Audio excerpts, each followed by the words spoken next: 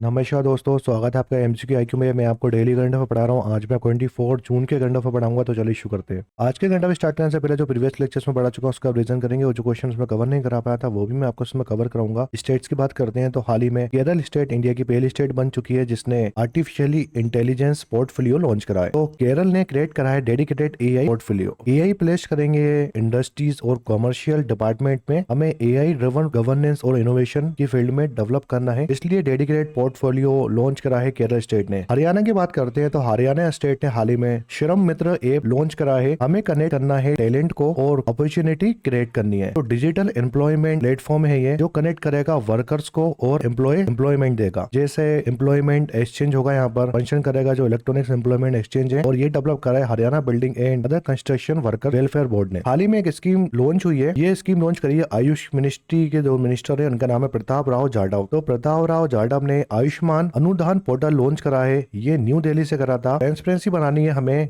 Grant management में, तो enhance करनी है ट्रांसपेरेंसी इन ग्रांट मैनेजमेंट में, इसलिए मिनिस्ट्री ऑफ आयुष के अधीन आयुष ग्रिड इनिशिएटिव लॉन्च करा है हाल ही में मिनिस्ट्री ऑफ आयुष के मिनिस्टर ने। नेक्स्ट क्वेश्चन में चलते हैं तो हाल ही में सीबीआई ने लॉन्च करा है एआई बेस्ड अभय हेल्थ बोर्ड। तो एआई बेस्ड अभय हेल्थ बोर्ड है, यानी ऑथेंटिफिकेशन ऑफ यूर नोटिस। तो सिटीजन वेरीफाई ऑथेंटिफिकेशन को हेल्प करेगा अभय एआई चैट बोर्ड। ये हाल ही में सीबीआई ने लॉन्च करा है। नेक्स्ट क्वेश्चन की बात करते हैं, नागालैंड की बात करते हैं तो हाल ही में ज्योति आदित्य सिंधिया ने लॉन्च करा है नागालैंड में मिशन ऑफ कॉफी नागालैंड। तो mission of coffee of Nagaland launch करा है ज्योति आदित्य सिंधिया ने। लगभग 175 करोड़ रुपए खर्च होंगे। हमें डेवलप करना है नागालैंड को as a premium coffee hub. यहाँ पर रोबास्टा और अरेबिका कॉफी मिलती है नागालैंड में, तो हमें एक्सपोर्ट करना है ये कॉफी और वर्ल्ड लेवल पर प्रीमियम कॉफी हब बनाना है नागालैंड को। हाल ही में इंडिया और इटली की बात करते हैं तो इंडिया और इटली ने अपग्रेड करे हैं स्पेशल स्ट्रेटेजिक पार्टनरशिप। तो इटली और इंडिया का टारगेट है हमें $20 बिलियन तक का बायलैटरल ट्रेड करना है 2029 तक। और 2027 में इंडिया और इटली ने डिक्लेयर करा है year of culture and tourism. तो इटली और इंडिया ने डिक्लेयर करा है 2027 को year of the culture and the tourism, और $20 बिलियन का ट्रेड करना है 2029 तक इंडिया और इटली के बीच में। नेक्स्ट क्वेश्चन में चलते हैं, हाल ही में एक एग्रीमेंट हुआ है ये टाटा पावर के बीच में और भूटान की ये कंपनी है जिसको हम डीजीपीसी कंपनी बोलते हैं, और ये एग्रीमेंट है ना, हमें डेवलप करना है 500 megawatt clean energy capacity Bhutan में। तो टाटा पावर और भूटान की ये कंपनी है ना, ये भूटान में लगभग 5000 megawatt clean energy capacity generate करेंगी, जो सपोर्ट करेगा रिन्यूएबल एनर्जी वर्कफोर्स डेवलपमेंट को। तो ये प्रोजेक्ट टाटा पावर और ट्रक ग्रीन पावर कॉर्पोरेशन के बीच में हुआ है। अवार्ड्स की बात करते हैं तो हाल ही में UNESCO L'Oréal women in science award मिला है। तो ये 5 वुमेन साइंटिस्ट को मिला है ये अवार्ड। तो ये लॉरियल वुमेन साइंस अवार्ड जो है ना यूनेस्को देता है। हाल ही में इंटरनेशनल बुकर प्राइज है ना, ये किसने जीता है 2026 का? तो यांग शुआंग जी और लिंग किंग ने ये जीता है। कौन सी बुक के लिए? ताइवान ट्रेवलॉग बुक है, और ये first made in China novel book है जिसको ये अवार्ड मिला है इंटरनेशनल बुकर प्राइज। तो ये काफी सारे इंपोर्टेंट क्वेश्चन है, क्वेश्चन जरूर आएगा एग्जाम में। नेक्स्ट क्वेश्चन में चलते हैं तो हाल ही में एक समिट हुई थी ग्लोबल वाटर समिट 2026। ये समिट मैड्रिड स्पेन में हुई थी, और इसमें टॉप 5 वाटर यूटिलाइजेशन अवार्ड दिया है। तो इसमें नाम आया है Bangalore water supply and sewage board को। तो ये टॉप 5 के अंदर ये इनिशिएटिव आया है। जो Bangalore water supply and sewage board है ना, वो टॉप 5 के अंदर आया है इस कैटेगरी में। आज का फर्स्ट क्वेश्चन है, which country hosted the 52nd group of 7 summit in year 2026? वर्ष 2026 में 52वें ग्रुप ऑफ 7 शिखर सम्मेलन की मेजबानी किस देश की है? देखिए हाल ही में 52nd ग्रुप ऑफ 7 समिट होने वाली है 2026 में। ये कौन होस्ट कर रहा है? इसकी प्रेसिडेंसी किसके पास है? तो वो कर रहा है फ्रांस। इसका correct answer option C, France host करेगा 52nd ग्रुप ऑफ 7 समिट 2026 की। इंटरनेशनल लीडर गैदर होंगे एवियन लेस बैन में, और ये फ्रांस में। तो हाल ही में 52nd ग्रुप ऑफ 7 समिट होने वाली है, ये एवियन लेस बैन में होगी, फ्रांस में होगी है। और इस बार जो प्रेसिडेंसी संभाल रहा है वो फ्रांस संभाल रहा है। ये होस्ट करी थी जहाँ के प्रेसिडेंट है, इनका नाम है एमरॉन मैक्रोन ने ये होस्ट करा था हाल ही में। इसकी थीम भी याद रखो, working together to address major international challenge. देखिए इसमें इंडिया ने भी पार्टिसिपेट किया था, तो इंडिया की तरफ से प्राइम मिनिस्टर मोदी जी गए थे, और इंडिया 13वीं कंट्री था जिसने पार्टिसिपेट किया था इसमें। लगातार 7 साल से हम पार्टिसिपेट कर रहे हैं, 2014 से इंडिया पार्टिसिपेट कर रही है समिट में। अगर G7 ग्रुप की बात करते हैं तो इसमें 7 कंट्री हैं। आपने G8 का नाम भी सुना होगा, तो मैं G8 और G7 में आप कंफ्यूज मत होना, मैं अभी आपको बताता हूँ इनमें फर्क। पहले G7 कंट्री की बात करते हैं तो आपको एक ट्रिक बताता हूँ इसकी याद रखने की। आप ये सोचो कि आपने एक जूस दिलाया है आपकी गर्लफ्रेंड को, तो एक जूस की केन दिलाई है आपने अपनी गर्लफ्रेंड को, और वो कितने रुपए की है? तो 700 रुपए की है। तो 700 रुपए की जूस की केन दिलाई है आपने गर्लफ्रेंड को। जे से कौन सी कंट्री आती है? तो जापान आती है। यू से आता है यूएसए, आई से आता है इटली, टी से आता है कनाडा, ई से आता है इंग्लैंड को हम यूके बोलते हैं। फिर जी से आता है जर्मनी, और एफ से आता है फ्रांस। तो ये 7 कंट्री हैं G7 समिट जो कराते हैं, और G7 के मेंबर हैं ये 7 कंट्री। 2026 में जो G7 समिट हुई है ना वो फ्रांस में हुई है। 2027 में G7 समिट होगी, यूएस होस्ट कराएगा। और इससे पहले वाली जो समिट थी 2025 में हुई थी ये समिट, ये 51st G7 समिट थी। ये कहां पर होस्ट हुई थी? तो ये कनाडा ने होस्ट कराई थी। आपको ये समिट याद रखना है, तो आप ऐसे याद रख लो 2026 में ये समिट कहां पर हुई है? ये समिट फ्रांस में हुई है। इससे पहले वाली समिट कहां पर हुई थी? तो ये कनाडा में हुई थी 2025 में। और इसके बाद वाली समिट कहां पर होगी? तो वो होगी यूएसए में। 2027 में जो समिट होगी वो यूएसए में होगी। देखिए मैं आपको बताता हूँ G7 ग्रुप और G8 में फर्क क्या है, इसमें डिफरेंस बताता हूँ मैं आपको। 1975 में बात करते हैं तो फर्स्ट वर्ल्ड इकोनॉमिक समिट हुई थी। वर्ल्ड की फर्स्ट इकोनॉमिक समिट हुई थी 1975 में। तो ये समिट कहां पर हुई थी? ये समिट हुई थी फ्रांस में। और इस समिट में स्टेब्लिश हुआ था G6 ग्रुप। तो G6 ग्रुप जब स्टेब्लिश हुआ था ना, इसमें कौन कौन सी कंट्री थी? इसमें कंट्री थी France, Germany, Italy, Japan, UK और यूएस। तो जब ये 1975 में वर्ल्ड इकोनॉमिक समिट हुई थी फ्रांस में, वहां पर G6 ग्रुप बना था। जब इसमें 6 कंट्री थी तो इसका नाम रख दिया था G6। फिर 1976 में बात करते हैं, कनाडा ने ये ग्रुप ज्वाइन करा। तो कनाडा ने जब ये ग्रुप ज्वाइन करा ना, तो इसमें कितने मेंबर हो गए? 7 मेंबर हो गए। तो इस ग्रुप को हम बोलने लगे G7 ग्रुप। फिर इसके बाद 1997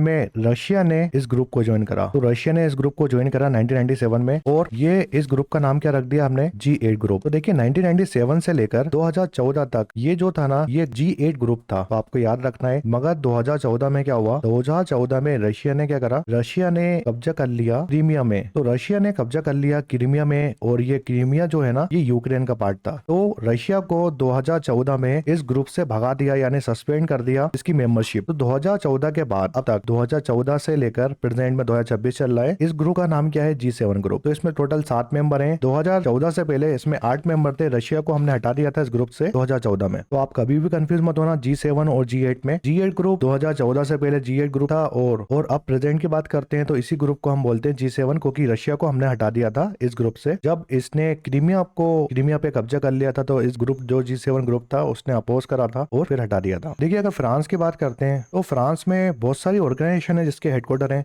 जैसे यूनेस्को का जो हेडक्वार्टर है ना, यूनेस्को का हेडक्वार्टर कहाँ पर है? ये पेरिस फ्रांस में। पेरिस जो है ना, ये फ्रांस की कैपिटल है। तो पेरिस फ्रांस में यूनेस्को का हेडक्वार्टर है। और यूनेस्को बना था 1945 में। इसके डायरेक्टर जनरल का नाम याद रखो, इनका नाम है खालिद अल इनानी। तो खालिद अल इनानी जो है ना, ये इजिप्ट के हैं और ये हाल ही में डायरेक्टर जनरल है किसके? यूनेस्को के। सेकंड जो ऑर्गेनाइजेशन है जिसका हेडक्वार्टर फ्रांस में है, यानी पेरिस फ्रांस में है, इनका नाम है CIFE, यानी international committee for affair play जो है ना, इसका हेडक्वार्टर कहाँ पर है? ये भी फ्रांस पेरिस में है। 1963 में ये ऑर्गेनाइजेशन बना था। और इसके प्रेसिडेंट कौन है? सुनील सब्रवाल इसके प्रेसिडेंट हैं। International committee for fair play. Next जो ऑर्गेनाइजेशन है इसको बोलते हैं इंटरनेशनल काउंसिल ऑफ म्यूजियम। तो इंटरनेशनल काउंसिल ऑफ म्यूजियम है ना, इसका भी हेडक्वार्टर फ्रांस में है, यानी पेरिस फ्रांस में। ये ऑर्गेनाइजेशन बनी थी 1946 में। और इसके प्रेसिडेंट कौन है? तो इनका नाम है एंटिनो रोड्रिगेज। तो एंटिनो रोड्रिगेज जो है ना, ये इंटरनेशनल काउंसिल ऑफ म्यूजियम के प्रेसिडेंट है। नेक्स्ट जो ऑर्गेनाइजेशन है इसको हम बोलते हैं IAF, यानी इंटरनेशनल ऑटोमोबाइल फेडरेशन। ये ऑर्गेनाइजेशन बनी थी 1904 में। और इसका हेडक्वार्टर भी पेरिस में है, पेरिस फ्रांस में है इसका हेडक्वार्टर। और इसके प्रेसिडेंट कौन है? इसके प्रेसिडेंट है मोहम्मद अहमद सुल्तान। तो मोहम्मद अहमद सुल्तान बिन सुलेमान। तो मोहम्मद अहमद सुल्तान बिन सुलेमान जो है ना, ये प्रेसिडेंट है इंटरनेशनल ऑटोमोबाइल फेडरेशन के। नेक्स्ट जो ऑर्गेनाइजेशन है हमारी, जिसको हम बोलते हैं यूरोपियन स्पेस एजेंसी। तो ये काफी इंपॉर्टेंट क्वेश्चन है। ये स्पेस एजेंसी है फ्रांस की। तो इसके डायरेक्टर जनरल कौन है? इनका नाम है जोसेफ आर्चबेंचर। तो जोसेफ आर्चबेंचर जो है ना, ये यूरोपियन स्पेस एजेंसी के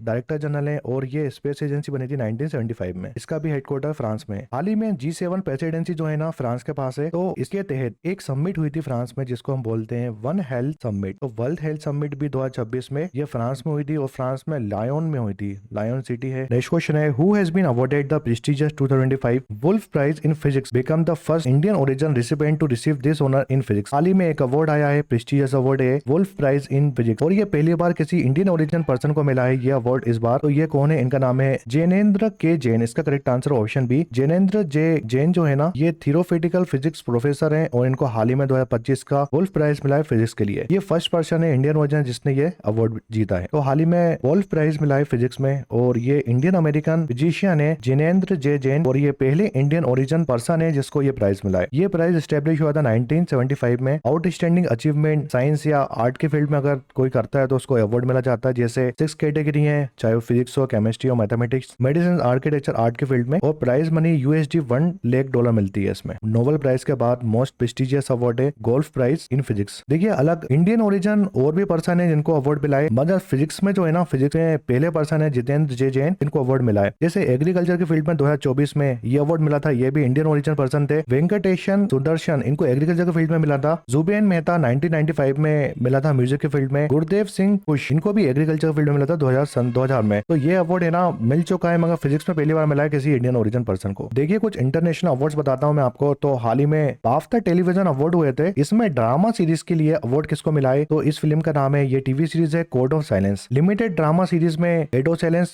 जो नेटफ्लिक्स में सीरीज आई थी उसको मिला है। लीडिंग एक्टर जिसको ये प्राइज मिला है बाफ्टा अवार्ड, तो स्टीफन ग्राहम्स, इनको मिला है। लीडिंग एक्ट्रेस थी नरगिस राशिदी। तो ये बाफ्टा टेलीविजन अवार्ड से एग्जाम में क्वेश्चन आता है। फिर नेक्स्ट क्वेश्चन में चलते हैं। तो हाल ही में एक अवार्ड है, ये अवार्ड मिला है सोमा मंडल को साइंस टीचर के लिए। तो सोमा मंडल ने ये अवार्ड जीता है। ये कैम्ब्रिज डेडिकेटेड टीचर अवार्ड है जो साउथ एशिया रीजन का होता है अवार्ड, इसमें सोमा मंडल ने प्राइज जीता है। हाल ही में यूनेस्को एक अवार्ड देता है ग्लामो कानो वर्ल्ड प्रेस फ्रीडम अवार्ड, ये स्वीडिश जर्नलिस्ट हैं सिंडिकेट्स को मिला है। फिर नेक्स्ट एक अवार्ड है पुलित्जर प्राइज, किसको मिला है, डिजिटल सर्विलेंस और साइबर क्राइम फ्रॉड रिपोर्टिंग के लिए। काफी सारे इंपॉर्टेंट क्वेश्चन है। ये इस बार मिला है इंडिया जर्नलिस्ट को, इंडिया के जर्नलिस्ट है, इनका नाम है आर के आनंद और सुपर्णा शर्मा को अवार्ड मिला है, और ये क्वेश्चन जरूर आएगा। फिर नेक्स्ट क्वेश्चन में चलते हैं। तो फोटो जर्नलिज्म कैटेगरी में ACG जर्नलिस्ट अवार्ड किसको मिला है, तो शंखदीप बैनर्जी को अवार्ड मिला है, इंडियन एक्सप्रेस के हैं, इनको अवार्ड मिला है। नेक्स्ट क्वेश्चन में चलते हैं। तो हाल ही में विटले अवार्ड किसको मिला है, ये एक इंडियन को मिला है इस बार, बरकत सुब्बा और प्रवीण शेख को अवार्ड मिला है विटले अवार्ड 2026 का। हाल ही में प्राइम मिनिस्टर मोदी जी को एक अवार्ड मिला है AFO एग्रीकोला मेडल। तो AFO एग्रीकोला मेडल दिया किसने है, फ्रूट एंड एग्रीकल्चर ऑर्गेनाइजेशन ने दिया है, यूनाइटेड नेशन की। प्राइम मिनिस्टर मोदी जी को मिला है। प्राइम मिनिस्टर मोदी ने रिसीव करा है स्वीडन का royal order of polar star award, तो 31st। तो ये degree commander grand cross award था, और जिसको यानी स्वीडन का हाईएस्ट सिविलियन अवार्ड है, ये हाल ही में प्राइम मिनिस्टर मोदी जी को मिला है। फिर प्राइम मिनिस्टर मोदी जी को Norway grand cross royal Norwegian award भी मिला है। टोटल मोदी जी की 100वीं ट्रिप थी इंटरनेशनल, तो आपको याद रखना है 100 घंटे घूम चुके हैं मोदी जी। हाल ही में इंटरनेशनल बुक प्राइज किसको मिला है, काफी इंपोर्टेंट क्वेश्चन है। इस बुक का नाम है ताइवान ट्रेवलॉग। ये बुक लिखी थी येंग शिंग जी, और इसको ट्रांसलेट किया था ली किंग ने। तो इन दोनों को ये इंटरनेशनल बुक प्राइज मिला है, ये क्वेश्चन जरूर आएगा। हाल ही में फ्रांस में 79 कांस फिल्म फेस्टिवल हुआ था, इसमें पाल्मेडी अवार्ड होता है, ये अवार्ड मिला है जोहट मूवी को, जिसको डायरेक्ट किया है Romania film maker Cristina Mungiu ने। फिर ग्रैंड प्राइज मिला है मीनोचर्स फिल्म को। तो आपको ये कुछ अवार्ड याद रखने हैं जिससे एग्जाम में क्वेश्चन आ सकता है। नेक्स्ट क्वेश्चन है, which central public sector enterprises was recently upgraded from the mini ratna category first to Navratna status by department of public enterprises under the ministry of finance. हाल ही में कौन सी central public sector enterprises company है जिसको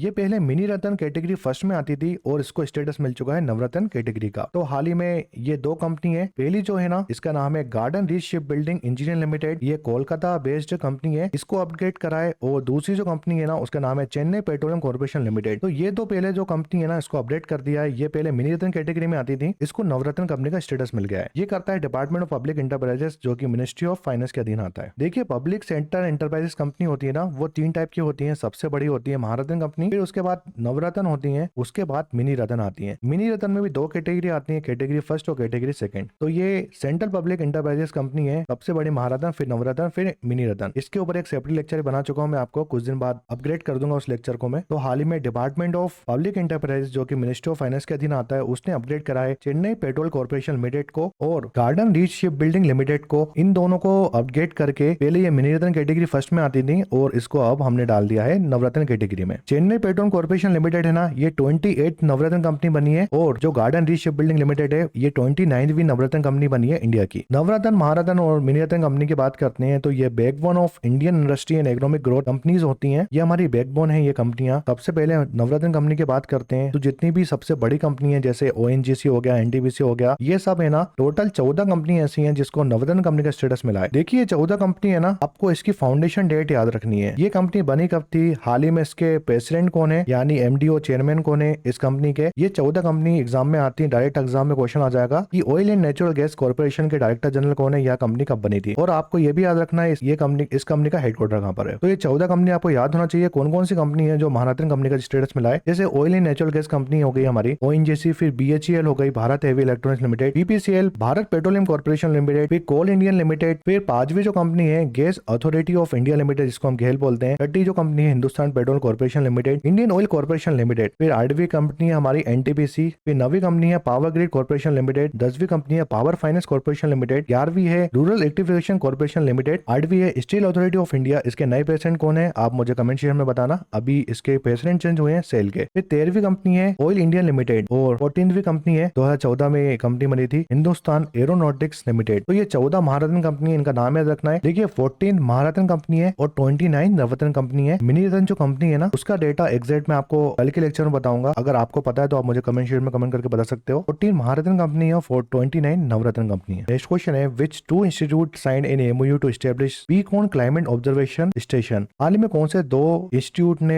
MOU sign करा है और ये एस्टैब्लिश करेंगे बीकॉन क्लाइमेट ऑब्जर्वेशन स्टेशन? तो ये करा है IITM पुणे ने और एरिस नैनीताल की कंपनी है। इसका correct answer option B. Mission Mausam को बूस्ट करने के लिए IITM और एरिस ने ज्वाइन करा है 50 ईयर क्लाइमेट मॉनिटरिंग एमओयू। तो दो इंस्टीट्यूट हैं जिसने एक एमओयू एस्टैब्लिश करा है, बीकॉन क्लाइमेट ऑब्जर्वेशन स्टेशन बनाना है इनको, और ये एमओयू साइन करा है IITM पुणे ने और Aryabhatta research institute of observational science जिसको बोलते हैं एरिस, ये नैनीताल उत्तराखंड में पड़ता है। इन दोनों ने एमओयू साइन करा है। तो IITM पुणे और एरिस ने एमओयू साइन करा है, ये एस्टैब्लिश करेंगे beacon climate observation station. Next question है who has been appointed as the vice president of financial action task force from July 2026 to June 2027। हाल ही में किसे वाइस प्रेसिडेंट बनाया हमने फाइनेंशियल एक्शन टास्क फोर्स का? तो ये बनाया है विवेक अग्रवाल को। इसका correct answer option B. Financial action task force की बात करते हैं तो ये इंटर गवर्नमेंटल ऑर्गेनाइजेशन है, ये 1989 में बनी थी। इसका मेन ऑब्जेक्ट क्या था, इसका पर्पस क्या था इसको बनाने का? हमें क्या करना था, कॉम्बैक्ट मनी लॉन्ड्रिंग और टूरिज्म फाइनेंसिंग के ऊपर ध्यान देना था। और इसका हेडक्वार्टर कहाँ पर है? इसका हेडक्वार्टर भी हाल ही में पेरिस और फ्रांस में। तो पेरिस फ्रांस में इसका हेडक्वार्टर है। टोटल 40 मेंबर हैं और ऑफिशियल लैंग्वेज भी याद रख लो, ऑफिशियल लैंग्वेज जो है ना इंग्लिश और फ्रांस है। इसके हाल ही में वाइस प्रेसिडेंट बने विवेक कुमार अग्रवाल और इसके प्रेसिडेंट कौन है? एलिजा डियांडा मेड्राजो। तो एलिंडा डियांडा मेड्राजो जो है ना इसके प्रेसिडेंट है और वाइस प्रेसिडेंट बने इसके विवेक कुमार अग्रवाल। ये काफी इंपोर्टेंट क्वेश्चन है। 1989 में ऑर्गेनाइजेशन बनी थी। तो विवेक कुमार अग्रवाल ये वाइस प्रेसिडेंट बने फाइनेंशियल एक्शन टास्क फोर्स के। ये इंटर गवर्नमेंटल ऑर्गेनाइजेशन है, 1989 में बनी थी। नेक्स्ट क्वेश्चन है which city hosted the 5th edition of Indian space congress 2026 where the Indian space industry e catalogue was launched. हाल ही में कौन सी सिटी में 5th एडिशन हुआ है इंडियन स्पेस कांग्रेस का और यहाँ पर इंडियन स्पेस ई कैटलॉग लॉन्च हुआ था? तो ये हुआ था न्यू दिल्ली में। इसका करेक्ट आंसर ऑप्शन बी। हाल ही में इंडिया ने अनवील्ड करा है Indian space industry e catalogue. ये अनवील्ड करा था जो 5th एडिशन हुआ था इंडियन स्पेस कांग्रेस का, ये न्यू दिल्ली में हुआ था, वहां पर इसको अनवील्ड करा है। और यहाँ पर दो रिपोर्ट भी रिलीज करी थी, building the Indian on orbit servicing and refuelling ecosystem और इंडियन स्ट्रेटेजिक अपॉर्चुनिटी इन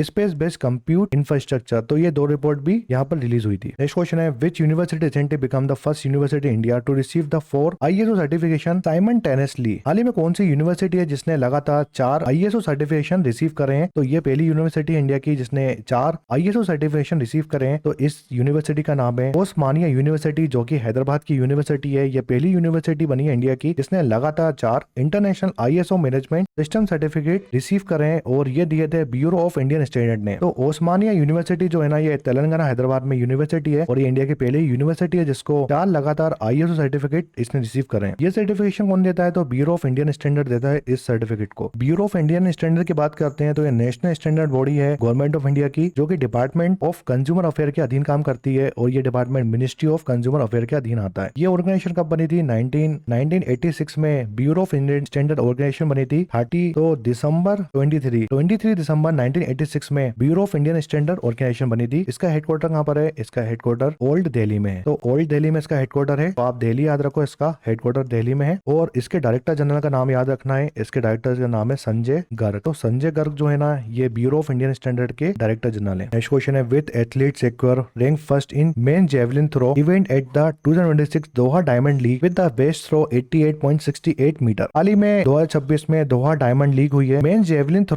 इवेंट में रैंक फर्स्ट किसकी आई है? तो ये आई है श्रीलंका के एथलीट है, इनका नाम है रोमेश थरंगा पथिरेज। रोमेश थरंगा पथिरेज है ना, इनकी रैंक फर्स्ट आई है जेवलिन थ्रोअर में और इनका जो जेवलिन गया था वो 88.68 मीटर गया था। तो दोहा डायमंड लीग हुई है, ये दोहा कतर में हुई थी। और जेवलिन थ्रोअर की बात करता हूँ तो फर्स्ट रैंक थी श्रीलंका के खिलाड़ी है रोमेश थरंगा, सेकेंड है एंडरसन पीटर, थर्ड नंबर पे क्यूटरस थॉमसन और फोर्थ नंबर में हमारे इंडियन है, इनका नाम है नीरज चोपड़ा। तो नीरज चोपड़ा जो है ना, इनकी पोजीशन 4th नंबर पे थी। नेक्स्ट क्वेश्चन है, which Indian defence entity has signed an strategic partnership with US AM general. हाल ही में कौन सी इंडियन डिफेंस एंटिटी ने पार्टनरशिप करी है यूएस एएम जनरल के साथ? तो ये करी है कल्याणी स्ट्रेटेजिक सिस्टम लिमिटेड ने। इसका करेक्ट आंसर ऑप्शन बी। तो भारत फोक की एक सब्सिडरी कंपनी है कल्याणी स्ट्रेटेजिक सिस्टम लिमिटेड, इसने एएम जनरल यूएसए की कंपनी के साथ एक पार्टनरशिप करी है। और ये पार्टनरशिप क्यों करी है कि हमें ज्वाइंट डेवलप करना है next generation 150 mm mountain artery gun system. तो माउंटेन आर्टरी गन सिस्टम के लिए ये पार्टनरशिप करी है। तो ये 150 mm mounted artery gun system के लिए पार्टनरशिप करी है। ये दो कंपनी के बीच में पार्टनरशिप हुई है, तो आपको ये याद रखना है। इस क्वेश्चन है, विच इंडियन स्टेट है partner with Google to train 4 lakh teacher in artificial intelligence. हाल ही में कौन से इंडियन स्टेट ने पार्टनरशिप करी है गूगल के साथ? ये ट्रेन करेंगे 4 लाख टीचर्स को, एआई सिखाएंगे। तो ये करेगा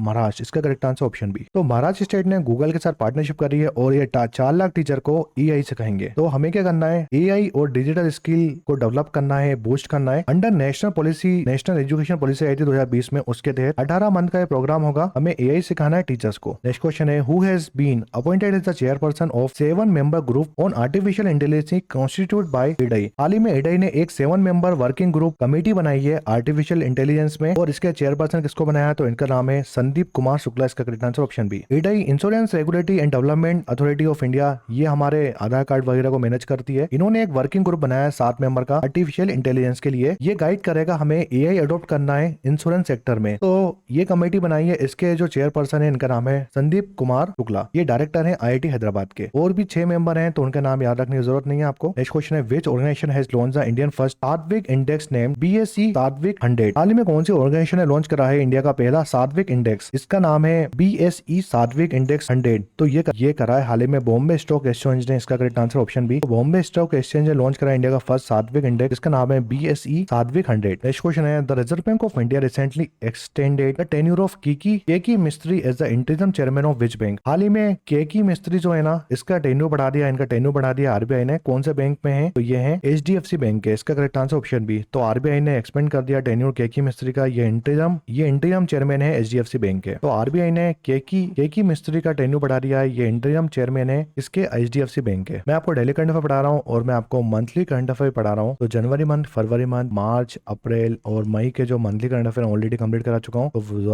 अगर आपने नहीं देखे तो जरूर जाके देखिए। और मैं आपको डेली करंट अफेयर पढ़ा रहा हूँ। वीडियो पसंद आया तो लाइक शेयर सब्सक्राइब करेगा। Thanks for watching.